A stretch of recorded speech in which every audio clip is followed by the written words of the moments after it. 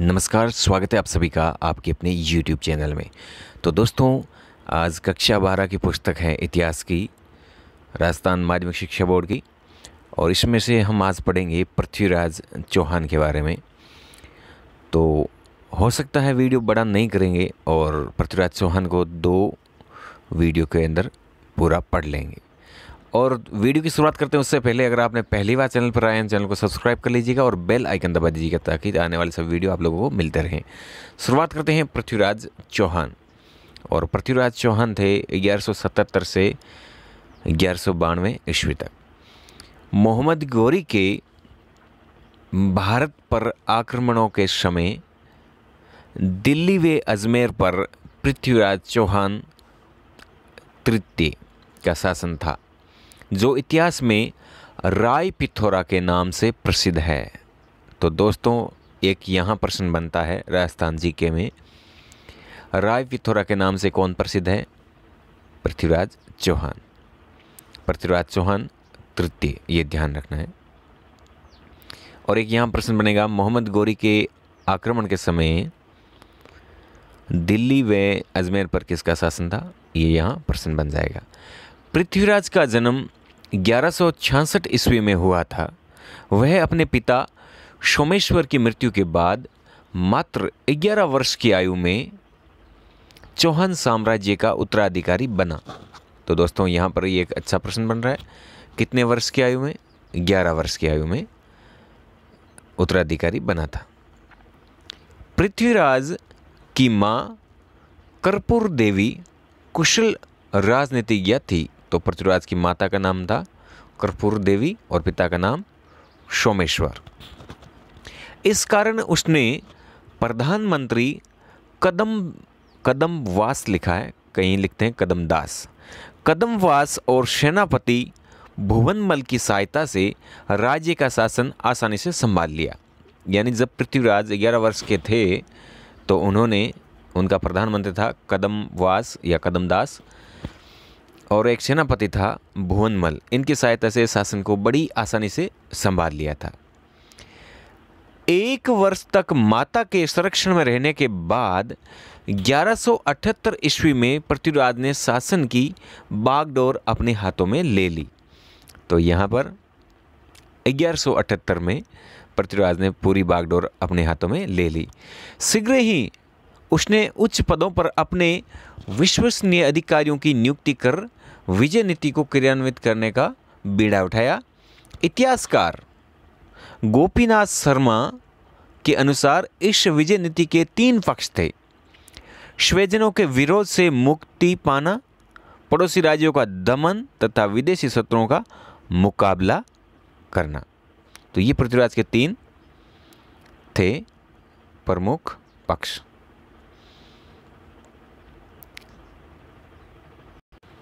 अब देखते हैं पृथ्वीराज चौहान की विजय। पृथ्वीराज को अल्पवयस्क देखकर उसके चाचा अपरांग्य ने शासक बनने के लिए विद्रोह कर दिया। अब देखिए, पृथ्वीराज छोटे थे उस समय, उसके चाचा थे अपरांग्य, उन्होंने शासक बनने के लिए विद्रोह कर दिया था। पृथ्वीराज ने उसे परास्त कर उसकी हत्या कर डाली, किंतु विरोधी दल शांत नहीं हुआ। अपरांग्य के छोटे भाई नागार्जुन ने विद्रोह का बिगुल बजाते हुए गुरुग्राम, जिसे गुड़गाम पर अधिकार कर लिया। अब अपरांग्य का एक छोटा भाई था नागार्जुन, जिसने विद्रोह करके गुरुग्राम पर अधिकार कर लिया।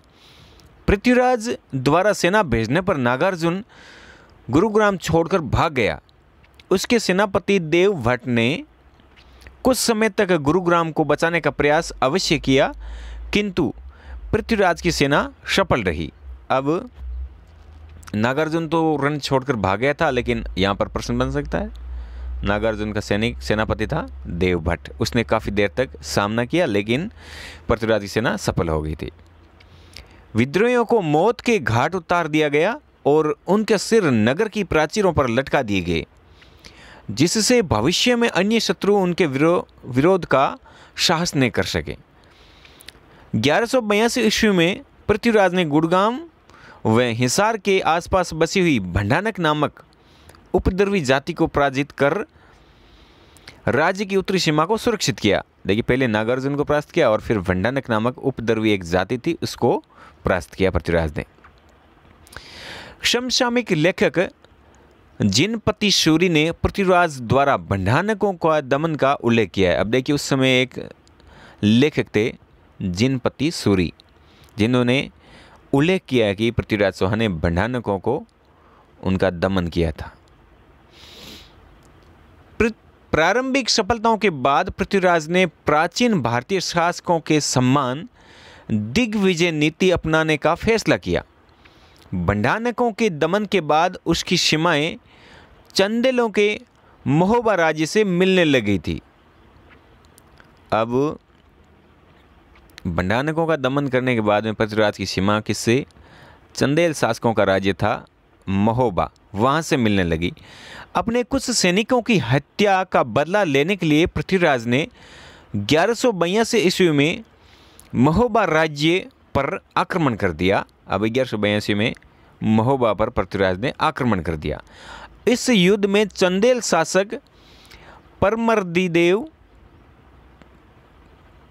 के 2 सेनापति अहला व उदल लड़ते हुए मारे गए। ये बहुत ही प्रसिद्ध नाम है। 1182 में पृथ्वीराज चौहान ने महोबा पर आक्रमण किया था और वहाँ का एक चंदेल शासक था परमर्दिदेव और उसके 2 प्रसिद्ध सेनापति थे अहला व उदल, जो इस युद्ध में मारे गए थे।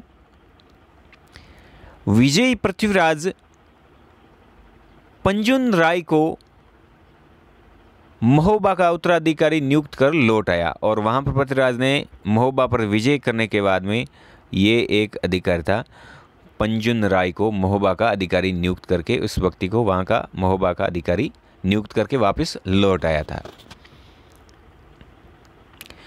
पृथ्वीराज रासो के अनुसार पृथ्वीराज ने आबू की राजकुमारी इच्छिनी से विवाह कर गुजरात के चालुक्य शासक भीमदेव द्वितीय को अप्रसन्न कर दिया। अब देखो पृथ्वीराज, ये बहुत ही बढ़िया जानकारी है इस पुस्तक में। पृथ्वीराज रासो में उल्लेख किया हुआ है कि पृथ्वीराज ने आबू की राजकुमारी थी इच्छिनी, जिससे विवाह करके गुजरात का एक चालुक्य शासक था भीमदेव द्वितीय को अप्रसन्न कर दिया था, क्योंकि भीमदेव भी इच्छिनी के साथ विवाह का इच्छुक था। अब दोनों में मतभेद हो गए, वह भी इच्छिनी से विवाह करना चाहता था। डॉक्टर गोपीनाथ शर्मा के अनुसार दोनों शासकों के बीच संघर्ष का वास्तविक कारण उनके राज्यों की सीमाएं मिलना और दोनों शासकों की महत्वाकांक्षाएं थी। दोनों शासक क्या थे, उनकी महत्वाकांक्षाएं थी। दोनों शासकों के बीच छोटी मोटी झड़पों के बाद जगदेव प्रतिहार की मध्यस्थता से संधि हो गई। अब दोनों शासकों के मध्य जगदेव प्रतिहार की मध्यस्थता से उनमें संधि होगी, मित्रता होगी, किंतु इस संधि से परंपरागत वैमनस्य समाप्त नहीं हुआ और चौहान चालुक्य द्वेष भीतर ही भीतर सुलगता रहा। पृथ्वीराज के पूर्व में स्थित कन्नौज के गहेड़वाल राज्य का शासक इस समय जयचंद्र था। अब देखिए यहाँ पर गहेड़वाल शासक था उस समय, कन्नौज का गहेड़वाल शासक जयचंद। दिल्ली पर नियंत्रण को लेकर चौहानों और गहेड़वालों के बीच परंपरागत वैमनस्य चला आ रहा था। पृथ्वीराज दिग्विजय योजना को पूर्णता प्रदान करने के लिए कन्नौज को अपने राज्य में मिलाना चाहता था। वहीं जयचंद्र भी उसकी होड़ में विजय योजना बना रहा था। इस कारण दोनों के बीच संघर्ष होना अवश्यंभावी था। पृथ्वीराज द्वारा जयचंद की पुत्री संयोगिता का बलपूर्वक अपहरण कर विवाह किया जाना दोनों शासकों के बीच संघर्ष का चरमोत्कर्ष था। अब देखिए पृथ्वीराज चौहान ने जयचंद्र की पुत्री संयोगिता से बलपूर्वक विवाह कर लिया था, जिससे वह जयचंद्र बहुत ही गुस्सा हो गया था, क्रोधित हो गया था, तो संघर्ष होना बहुत ही जरूरी हो गया था। अपनी पुत्री के अपहरण से जयचंद्र पृथ्वीराज का पक्का शत्रु बन गया और बदला लेने का अवसर ढूंढने लगा। एक प्रचलित मत के अनुसार उसने सहायता का आश्वासन देकर मोहम्मद गौरी को पृथ्वीराज पर आक्रमण करने के लिए आमंत्रित किया। देखिए इस पुस्तक में बताया गया है, एक प्रसिद्ध मत है, उसके अनुसार कहा गया है जयचंद ने मोहम्मद गौरी को भारत पर पृथ्वीराज पर आक्रमण करने के लिए उसको आश्वासन दिया था कि मैं तुम्हारी सहायता करूंगा, आप पृथ्वीराज पर आक्रमण करो, और आमंत्रित कर लिया। पुरातन प्रबंध संग्रह के अनुसार गौरी के हाथों पृथ्वीराज की पराजय की खबर सुनकर जयचंद ने अपनी राजधानी में खुशियां मनाई थी। देखिए पुरातन प्रबंध संग्रह है, उसके अनुसार कहा गया है गौरी से जब पृथ्वीराज चौहान की पराजय हुई थी तो ये खबर सुनकर जयचंद ने अपनी राजधानी में खुशियां मनाई थी। अब पढ़ लेते हैं संयोगिता की कहानी। संयोगिता की कहानी क्या है? चंद्रबरदाई की रचना पृथ्वीराज रासो। दोस्तों यहीं एक प्रश्न बन जाता है, पृथ्वीराज रासो नामक किसकी रचना है? चंद्रबरदाई की, जो पृथ्वीराज चौहान का एक कवि था। और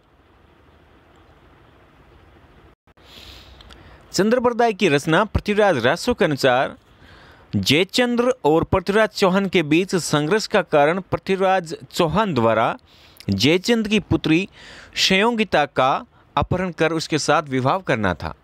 कथानक के अनुसार पृथ्वीराज चौहान और जयचंद्र की पुत्री संयोगिता के बीच प्रेम था।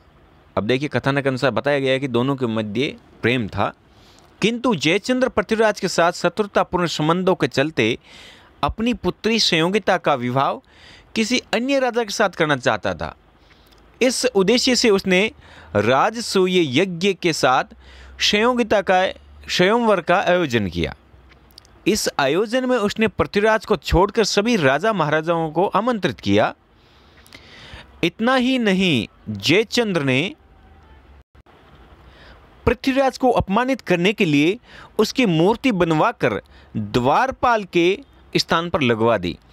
स्वयंवर के समय जब सभी राजा महाराजा संयोगिता की वरमाला का इंतजार कर रहे थे, उस समय संयोगिता ने पृथ्वीराज की मूर्ति के गले में वरमाला डाल दी।